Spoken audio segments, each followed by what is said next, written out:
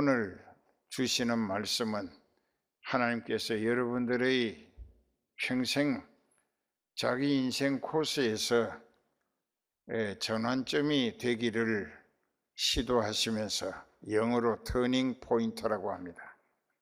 하나님의 말씀을 듣고 자신의 지난 날을 비추어 볼 때 아하, 내가 이렇게 사는 것은 나도 모르게 귀신에게 홀려서 귀신의 앞잡이가 되고 하나님도 대적하면서 잘난 척, 똑똑한 척, 그리고 아주 내노랍시고 행세하면서 지옥 가고 있었구나 하는 것을 깨닫게 될 때 아찔할 것입니다. 내가 어찌할꼬? How can I do? 내가 어찌할꼬? 그렇게 이제 너무나 다급한 상황에 멸망을 직면하게 되는 것을 직시하게 될 때 그 인생은 스스로 앞이 캄캄하고 나는 유황불을 끄지 않는 지옥에 던져지는구나. 그럴 때 복음은 하나님의 아들 예수 그리스도를 통하여 네 죄를 예수님께 애통하면서 회개하고 자복하면, 자복이라는 것은 스스로 고백하는 것입니다. 그 죄를 예수님이 다 받아주시면서 예수님께로 넘겨지고 하나님 아버지로부터 나는 믿음으로 회개해서 예수 그리스도의 대속하신 은혜로 말미암아 너는 이제 죄 없는 사람, 믿음으로 의로워졌다. 그래서 신학교에서 이신덕이라고 합니다. 믿음으로써 의롭게 되는 이 구원의 복음적 교리가 여러분들도 확실히 깨달아지고 성령의 감동이 있어서 믿어지게 되면 그 사람은 회개를 서두를 수밖에 없는 줄 압니다. 그런데 회개를 안 한다 이게. 왜 안 하냐? 로마서 2장 5절에 다만 네 고집과 회개치 아니한 마음을 따라 하나님의 의로우신 판단이 나타날 그날에 임할 진노를 네게 스스로 쌓는도다. 지옥 갈 심판과 형벌을 재촉하는 고집이 되고 어리석음이 된다. 로마서 2장 5절입니다. 집에 가서 100번쯤 읽어보세요. 여러분들에게 해당 안 되는가? 그리고 잠언 29장 1절에도 자주 말씀으로 책망을 받으면서도 목이 곧은 사람, 건방지다 이게. 허세, 자존심, 강팍함, 이 악질이다 이게. 그 인생은 목이 고다. 절대로 하나님 앞에도 머리 숙일 줄 모른다 이게. 그게 이제 신금방진 것이지.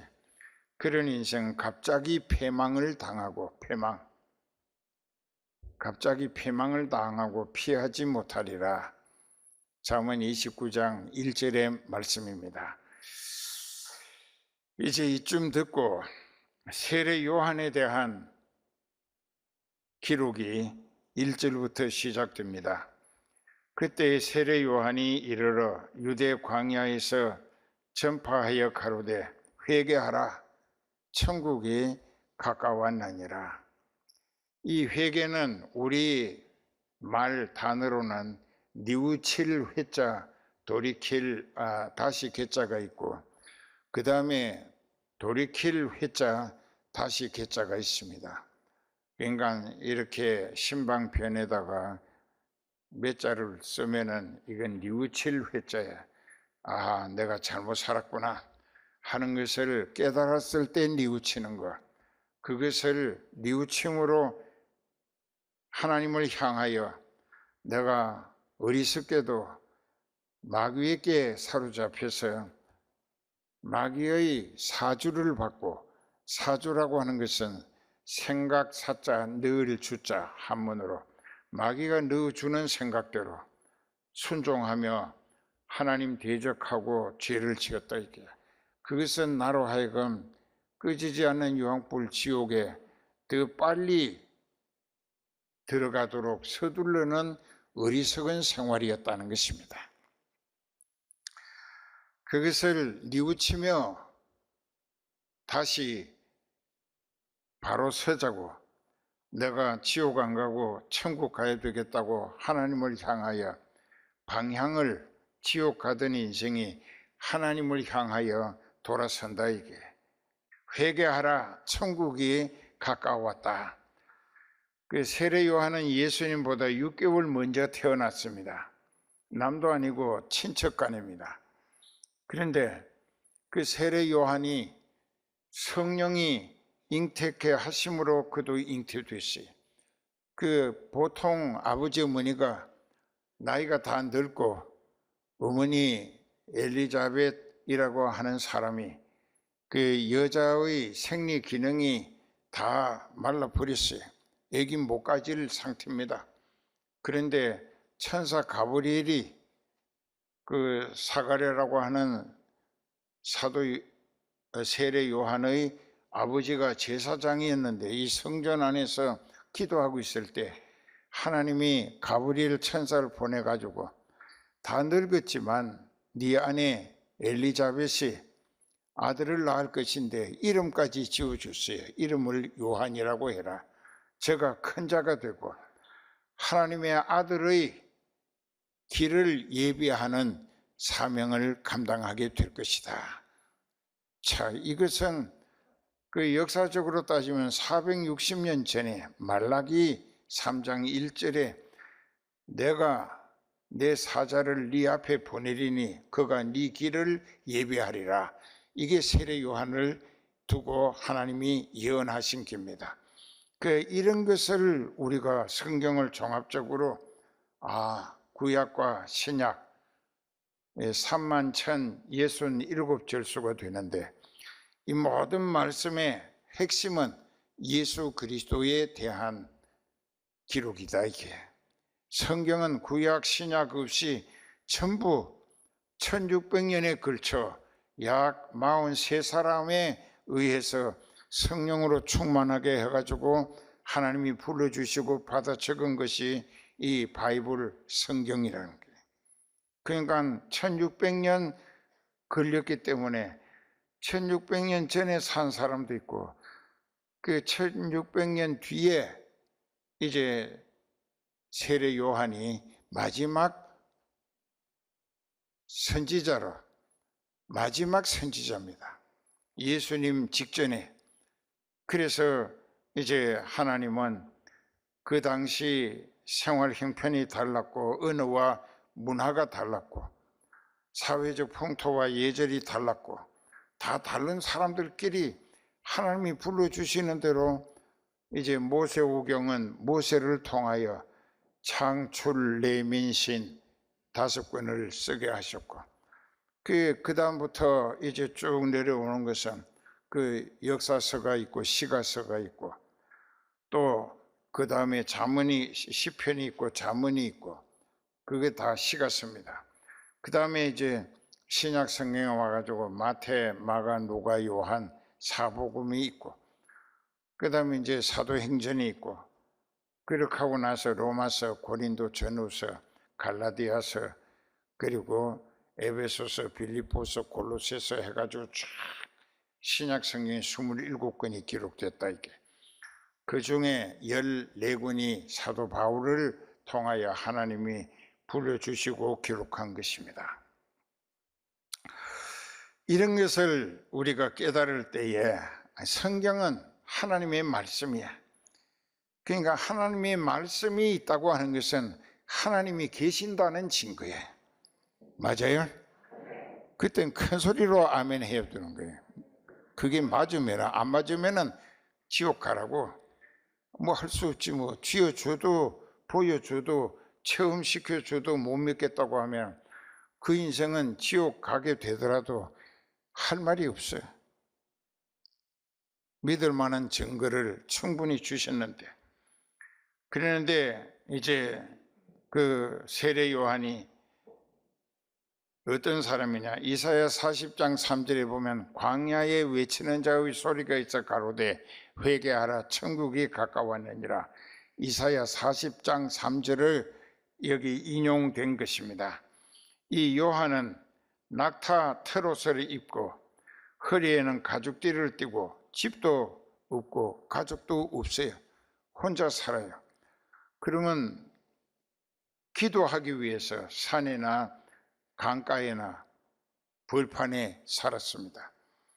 그런데 그가 뭘 먹고 살았는가? 메뚜기를 잡아먹고, 석청이라고 하는 것은 자연산 꿀을 먹고 살았다는 것입니다. 그 메뚜기가 영양가가 있죠. 추석 때 되면 메뚜기 벼 이사구에 있는 메뚜기를 잡아가지고 도시락 반찬 해잖아요. 나도 옛날에 그렇게 먹어본 기억이 있어요. 그리고 약대 트롯을 왜 입었을까? 이제 약대 트롯을 입었다고 하는 것은 그거는 세탁하기도 힘들고 또 잘 찢어지지도 않고 또 낮에는 덥고 밤에는 좀 쌀쌀하기 때문에 몸을 감고 이불 삼아 덮고 자기 위해서 낙타 털이 붙어있는 가죽, 그거 가지고 만든 외투를 입었다. 그러면서 그가 성령이 말하게 하시는 대로 회개하라 천국이 가까웠다. 그 천국이라고 하는 개념은 예수님을 말씀하는 것입니다. 예수님이 다스리는 곳이 천국입니다. 이때의 예루살렘과 온 유대와 요단강 사방에서 많은 사람들이 그에게 나와 자기들의 죄를 자복하고 자기 입으로 고백한다. 이게 요단강에서 그에게 세례를 받았는데 요한이 많은 바리새인과 사두개인들이 자기에게 세례받으러 오는 것을 보고 너무 하나님이 노여워하시는 것입니다. 왜? 바리새인들의 신앙은 마태복음 13장에 7번 예수님이 지적했어요. 화 있을진저 바리새인과 서기관들이여 하면서 너희는 회칠한 무덤과 같다. 대접에 거천 깨끗하나 그 속에는 온갖 탐욕이 있다. 그러니까 그들의 영이 죽어 있었다는 것이 회칠한 무덤으로 표현됩니다. 무덤은 무덤인데 시체가 썩고 있는데 껍데기를 아주 횟가루칠을 해서 하얗게 꾸몄다고 해도 겉으로 보기는 깨끗한 것 같으나 속은 썩어 내려앉고 있다. 이게 그러니까 영적으로 죽어 있다는 지적입니다. 그렇게 이제 바리새인들은 진짜 믿지 아니하면서 겉으로만 잘 믿는 척함으로 외식하는 자라 했습니다. 외식은 식당에 가서 밥 사 먹는 외식 아니고 겉 외자, 바깥 외자야. 겉이란 말이야. 꾸밀 식자야. 신앙을 껍데기로만 꾸미고 속은 영적으로 죽어 있다 그 말이에요. 그래서 화 있을진저 화 있을진저를 7번이나 하셨어요. 그 화가 있다고 하는 것은 저주를 받아서 영원히 불행하게 된다는 선언입니다. 그들을 보시고 회개도 하지 아니하고 세례 받겠다고 한다 이게. 그리고 또 그 다음에 이제 사두개인들도 왔다 이게.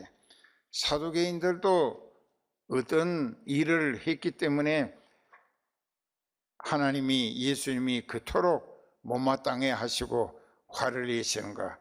사두개인들은 천사도 없다, 부활도 없다, 영생도 없다, 그렇게 자기네들이 주장하며 사람들을 선동하고 가르칩니다. 그러니까 성경을 반대로 주장하고 가르치니까는 적그리스도, 영어로 엔티크라이스트라고 예수님을 대적하는 사탄에 속한 무리들이다. 그래서 그들에게 세례 요한을 통하여 하나님이 독사의 자식들아, 여기 보면 그랬습니다.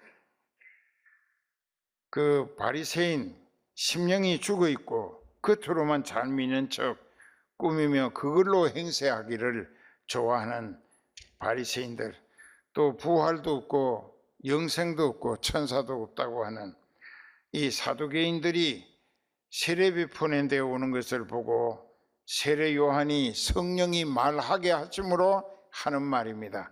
독사의 자식들아.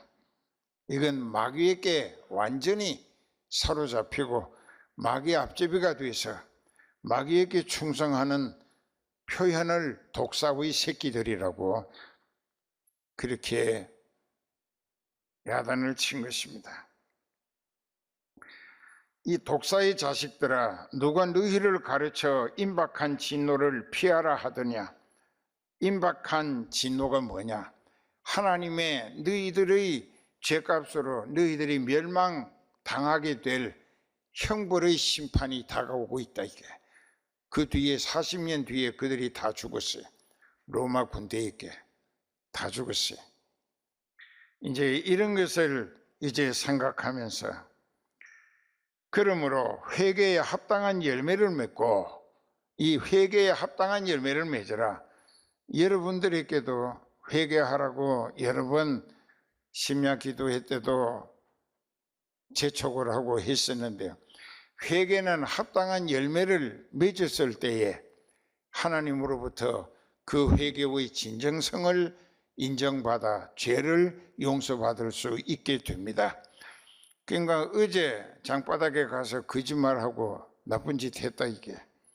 그리고 오늘 새벽 기도회 와가지고 어제 내가 죄를 지었는데 하나님 아버지 용서해 주십시오 하고 아침 먹고 나가서 오늘 아침에 용서 빌었고 어제 지은 그 죄를 또 되풀이한다 이게.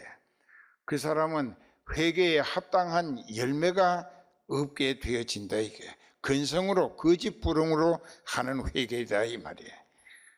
그러면 진실성을 인정 못 받는다 이게. 그 사람은 입으로 회개는 계속 하지만은 하나님이 그 중심을 보실 때에 저 회개는 진정한 회개가 아니고 거짓부름의 회개다. 그 회개에 합당한 열매를 맺어라. 회개에 합당한 열매는 자기가 잘못한 죄를 진정성 있게 회개해서 용서받았으면 다시는 그 죄뿐만 아니라 다른 죄도 짓지 않고 살아가는 것이 회개에 합당한 열매 맺는 생활이 시작된다는 것입니다. 그래서 그 다음에 보면 10절에 자, 잘 기억하세요. 이미 도끼가 나무 뿌리에 놓였다. 하나님의 심판이 그 당시 유대인들에게 멸망시킬 계획이 완전히 준비되어 있다고 말해요. 도끼가 나무 뿌리에 놓였다고 하는 것은 그 나무를 찍어서 죽이기 위한 도끼가 준비되어 있다는 거예요. 그러니까는 로마 후에 황제가 됐지만 티투스라고 하는 장군이 대군을 거느리고 예루살렘을 삼중포위를 해서 다 굶어 죽게 만들고 젊은 안악들이 자기 자식들을 제비뽑기해서 잡아먹을 순번을 정하고 잡아서 나누어 먹었습니다. 자, 이런 비극이 있었습니다. 죄값이 얼마나 회개하지 않았기 때문에. 나는 예수님의 신 들어드릴 자격도 없지만은 그분은 그 예수님은 성령의 불로 너희에게 세례를 주실 것이라.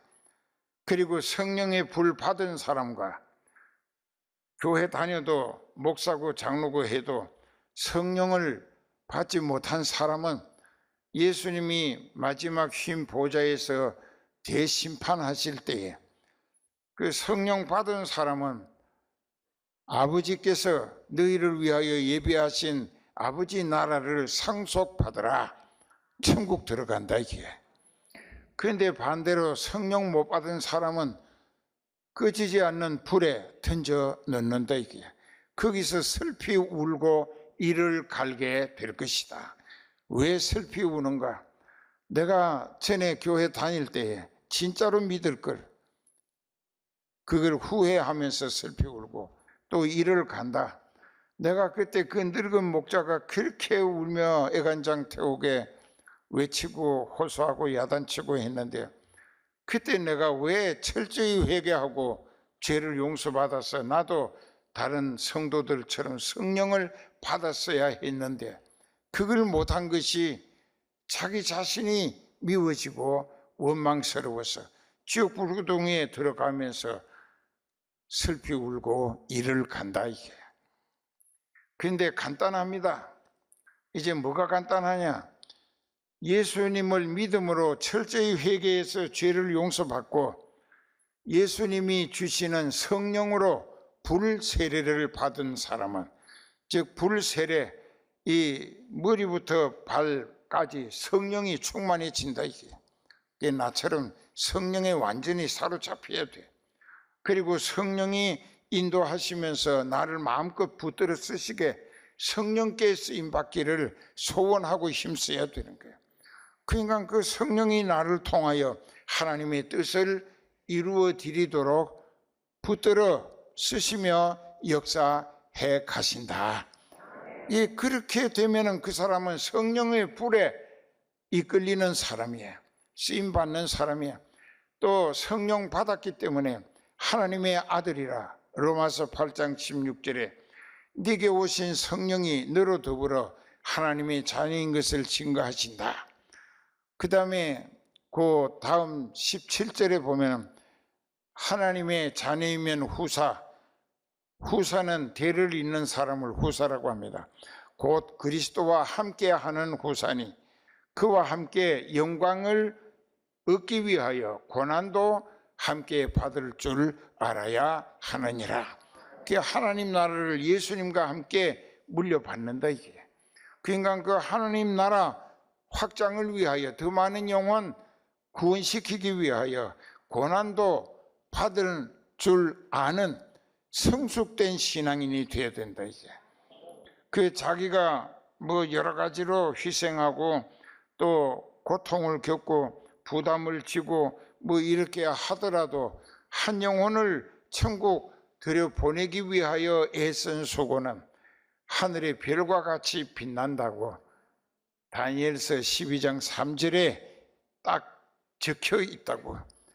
그러니까 오늘 우리도 깊이 깨달아야 할 게 있어요. 성령의 세례를 받고 성령에 이끌리면서 성령이 하라는 대로 순종하고 쓰임받았더니 내 생활 면면이, 내 생활 모든 분야에서 성령의 열매가 맺히더라. 성령이 하라시는 대로 했더니 성령의 열매가 맺히더라. 갈라디아서 5장 22절에서 24절까지 거기 보면 성령의 9가지 열매가 소개됩니다. 그런 생활에서 그런 열매가 나타나야 된다, 맺어져야 된다. 그리고 만일 이렇게 성령의 불세례를 못 받았으면 그 사람은 어떻게 되느냐?